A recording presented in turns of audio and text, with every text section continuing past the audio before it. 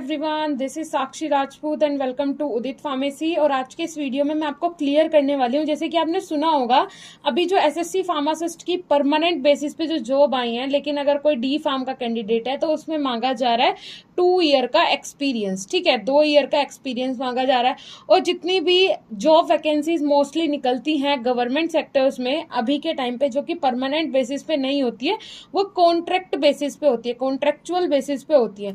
तो आज के इस वीडियो में मैं आपको contract job in government sector के बारे में कंप्लीट जानकारी दूंगी कि वो जॉब्स कैसी होती हैं, कॉन्ट्रैक्ट बेसिस का मतलब क्या होता है, और अगर कॉन्ट्रैक्ट बेसिस पे है तो गवर्नमेंट सेक्टर में आपको क्या फैसिलिटी मिलेगी।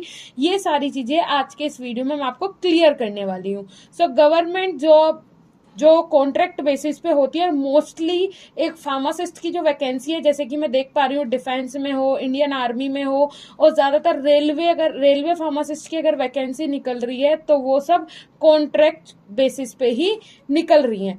ठीक है, तो इसके बारे में आपको पता होना जरूरी है। अब मैं बात कर लेती हूँ कि जो मैंने बोला एसएससी फार्मासिस्ट में तो 2 साल का एक्सपीरियंस आपसे मांगा जा रहा था, तो क्या अगर कॉन्ट्रैक्ट बेसिस पे जो जॉब्स निकलती हैं अगर आप उनका एक्सपीरियंस लगाएंगे तो वो काउंट होगा क्या? तो जी हाँ, वो जरूर काउंट होगा। और आप जो ये कॉन्ट्रैक्ट बेसिस पे जॉब निकलती हैं, ये अपॉर्चुनिटी मत गवाया कीजिए, क्योंकि ये एक्सपीरियंस आपका जो इस टाइप की परमानेंट जॉब्स निकलती हैं उनमें बहुत काम आने वाला है। ठीक है, तो चलिए मैं आपको बता देती हूँ कि कॉन्ट्रैक्ट बेसिस जॉब होती क्या है। तो फर्स्ट ऑफ ऑल देखिए, व्हाट इज कॉन्ट्रैक्ट। कॉन्ट्रैक्ट होता क्या है? आपने कई बार सुना होगा कि 2 बंदों के बीच में कोई कॉन्ट्रैक्ट होता है। What is contract note? ये इस टाइप का नोट बनाया जाता है कॉन्ट्रैक्ट में। जैसे कि आप अगर अपने घर में किसी रखते हैं, किसी को किराएदार रहता है आपके घर में, तो उससे क्या करवाते हैं? एग्रीमेंट करवाते हैं कि इतने दिन के लिए अभी आपका एग्रीमेंट करवाया गया है, उसके बाद वो चेंजेस हो सकते हैं, तो वो क्या होता है? कॉन्ट्रैक्ट होता है। तो उसी तरीके से कॉन्ट्रैक्ट क्या होता है इन लीगल टर्म्स? अगर मैं लीगल टर्म्स में बात करूं, एक कॉन्ट्रैक्ट क्या होता है? वॉल्यूंटरी अरेंजमेंट होता है। वॉल्यूंटरी अरेंजमेंट का मतलब होता है खुद की इच्छा से करने वाला कॉन्ट्रैक्ट। ऐसा नहीं होता कि उसकी इच्छा नहीं हो, जबरदस्ती करवाया। खुद की इच्छा से करने वाला एग्रीमेंट बिटवीन 2 और more parties that is enforceable by law as the binding legal arrangement. मतलब उस पर कोई भी फोर्स नहीं होगा, फोर्सफुली नहीं होगा, खुद की इच्छा से जो भी जॉब में जितनी भी इंस्ट्रक्शंस हैं या फिर जो भी इंस्ट्रक्शंस है वो एक्सेप्ट करेगा पर्सन खुद से। अब बात कर लेते हैं and what are contract jobs. Contract क्या होता है ये आपको पता चल गया। अब कॉन्ट्रैक्ट जॉब्स क्या होती है? Contractual jobs are the type of employment in which one has to sign a contract at the beginning of the job. इसमें क्या होता है, जो पर्सन होता है वो जॉब के स्टार्टिंग में एक कॉन्ट्रैक्ट पे क्या करता है? साइन करता है।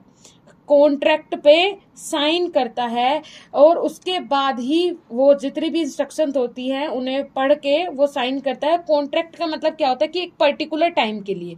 इसमें मेनली मैंने जैसे कि देखा है फार्मासिस्ट की जो जॉब्स निकलती है कॉन्ट्रैक्ट बेसिस पे 3 साल के लिए वो होती हैं, कि 3 साल के लिए आपको रखा जाएगा। परमानेंट बेसिस पे आप 3 साल के लिए रहेंगे, लेकिन 3 साल बाद अगर आपका परफॉर्मेंस अच्छा है तो आपको कंटिन्यू फिर से कर दिया जाएगा 4 साल या फिर 5 साल के लिए, या फिर आपको रिप्लेस भी किया जा सकता है। ये सारी चीजें पहले से मेंशन होती हैं। अब बात करेंगे फैसिलिटीज की, वो मैं आगे आपको बताऊंगी। According to which one has to agree to do this work while agreeing to all the terms and conditions mentioned in the contract। जैसे कि मैंने आपको बताया, कॉन्ट्रैक्ट पढ़ने के बाद जो पर्सन है वो उसे साइन करेगा और जितनी उसमें टर्म एंड कंडीशन है वो अगर वो फॉलो कर सकता है तभी वो उसे एक्सेप्ट करेगा। राइट उसके बाद अगर मैं बात करूं, नेक्स्ट है सिलेक्शन प्रोसेस। अब सिलेक्शन प्रोसेस क्या होती है? The selection process of contract jobs. First है just like permanent government job. ये बिल्कुल परमानेंट गवर्नमेंट जॉब की तरह होती है। मैं आपको एक एग्जांपल दे देती हूँ। जैसे अगर आप गवर्नमेंट स्कूल से पढ़े होंगे, 12th तक भी गवर्नमेंट स्कूल से अगर आप पढ़े हो, तो वहां पे जितने टीचर्स होते हैं क्या वो सब गवर्नमेंट होते हैं? नहीं। अगर वहां पे कैंडिडेट की जरूरत पड़ती है, टीचर्स की जरूरत पड़ती है, तो ट्यूटर्स को रख लिया जाता है। क्या वो गवर्नमेंट होते हैं? नहीं, वो कॉन्ट्रेक्चुअल बेसिस पे होते हैं, एक तरीके से बोल सकते हैं। ट्यूटर को जो रखा जाता है वो परमानेंट नहीं होते हैं, ठीक है, वो टेम्परेरी बेसिस पे रखे जाते जाते हैं। तो इसी तरीके से, लेकिन उन्हें सुविधा कौन सी मिलती है? सारी सुविधा तो उन्हें जो गवर्नमेंट स्कूल है वहां पे एक गवर्नमेंट टीचर की तरह ही मिलेगी। अगर मैं कंपेयर करूं सैलरी, तो सैलरी उनकी कितनी रहेगी? हाफ रहेगी बिल्कुल, लेकिन बाकी की सुविधा उन्हें बिल्कुल उसी के तरीके की मिलेगी। लेकिन यहाँ बात करें हम एज अ फार्मासिस्ट, तो फार्मासिस्ट की जो जॉब होती है वो परमानेंट जो गवर्नमेंट जॉब होती है जस्ट लाइक उन्हीं के जैसी होती है। Government organisation keep issuing notification from time to time for contractual job to.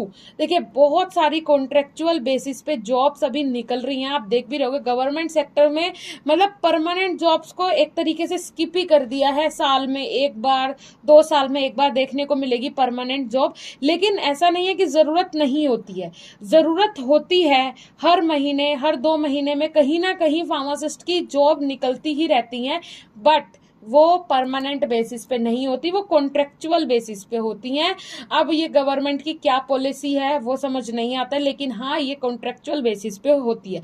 Salary की भी मैं आपको इसमें बताऊंगी। There are different eligibility criteria. इनके लिए देखिए कॉन्ट्रेक्चुअल बेसिस पे जो जॉब होती है इनके लिए अलग अलग डिफरेंट क्राइटेरियाज होते हैं। जैसे कि एलिजिबिलिटी क्राइटेरिया अलग होगा जिस भी सेक्टर की जॉब होगी, age limit, salary structure etcetera, different contractual jobs in different departments. ऐसा भी हो सकता है कि किसी एक स्टेट में अगर फार्मासिस्ट की कॉन्ट्रेक्चुअल बेसिस पे जॉब निकली तो उसकी सैलरी है 30,000, और दूसरे ही स्टेट में अगर फार्मासिस्ट की वैकेंसी निकली इंडिया के अंदर ही, तो वहां पे उस फार्मासिस्ट की जो सैलरी है वो है 20,000। तो इस तरीके से भी होता है कॉन्ट्रेक्चुअल बेसिस में। इसमें सैलरी जो है वो अलग अलग रीजन, अलग अलग स्टेट, अलग अलग रीजन के हिसाब से चेंजेस होते रहते हैं। उसके बाद अगर मैं नेक्स्ट बात करूं तो यहाँ पे आपको बता देती हूँ how is the salary determine. अब मेनली सैलरी, क्योंकि हमें बात करनी है सैलरी की, और ये जो आपके लिए इंपॉर्टेंट हो सकता है वो इसलिए हो सकता है क्योंकि आपको गवर्नमेंट सेक्टर में काम करने का मौका मिल जाएगा। आपको पता चल जाएगा कि वो गवर्नमेंट सेक्टर में जॉब करना आपके लिए है या नहीं है। जब आप वहां जाएंगे तो वहां जो उन लोगों के साथ आप रहेंगे, उन लोगों के साथ में आप काम करेंगे जो कि परमानेंट बेसिस पे, तो वो आपको अच्छे से गाइड भी कर सकते हैं। और साथ ही साथ जब परमानेंट बेसिस पे जॉब की वैकेंसी आएंगी तो उसमें आपका एक्सपीरियंस भी काउंट हो जाएगा। तो हर तरीके से आपका फायदा ही इसमें है। How is the salary determined, salary किस तरीके से डिटरमाइन होती है।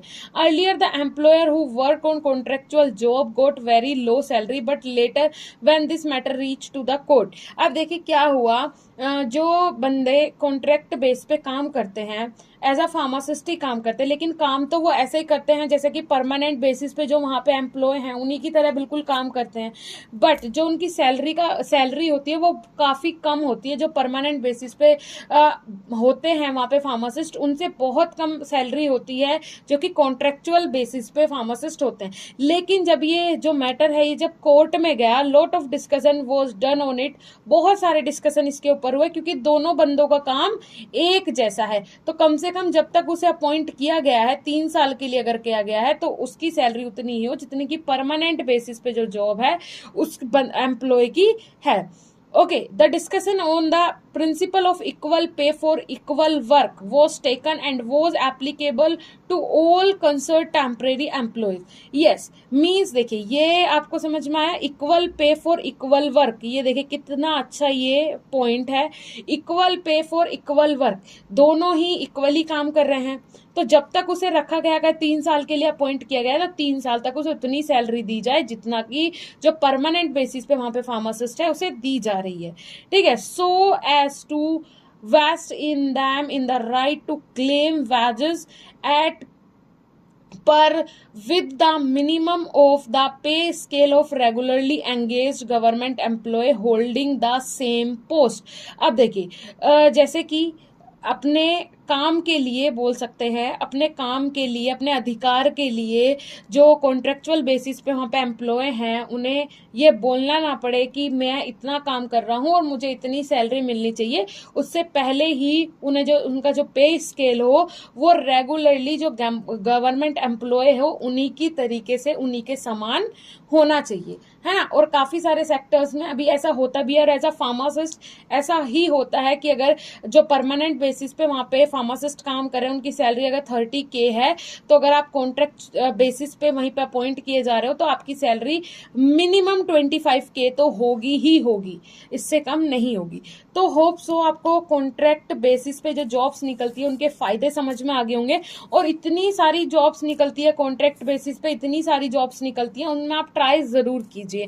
देखिए, डी फार्मा से रिलेटेड कंप्लीट स्टडी मटेरियल हमारे पास मिलता है हमारी एप्लीकेशन उदित फार्मेसी क्लासेस पे जाके विजिट कर सकते हैं। जैसी भी परमानेंट या फिर कॉन्ट्रेक्चुअल बेसिस जो भी जॉब्स निकलती है, अगर इनमें कोई भी इंटरव्यू होता है या फिर रिटन टेस्ट होता है, तो उसमें जरूरी होता है कि आपकी डी फार्म में आपने क्या पढ़ा है। तो वो सारी चीजें भी आपको अगर पढ़ना चाहते हैं, आप डी फार्म की पूरी नॉलेज लेना चाहते हैं, तो हमारी एप्लीकेशन पे मिल जाएगी, जाके विजिट जरूर करें। नीचे डिस्क्रिप्शन बॉक्स में लिंक मिल जाएगा, वहां से आप डाउनलोड कर सकते हैं। लिंक पे क्लिक करके हमारा एप्लीकेशन प्ले स्टोर से, साथ ही साथ कोई भी प्रॉब्लम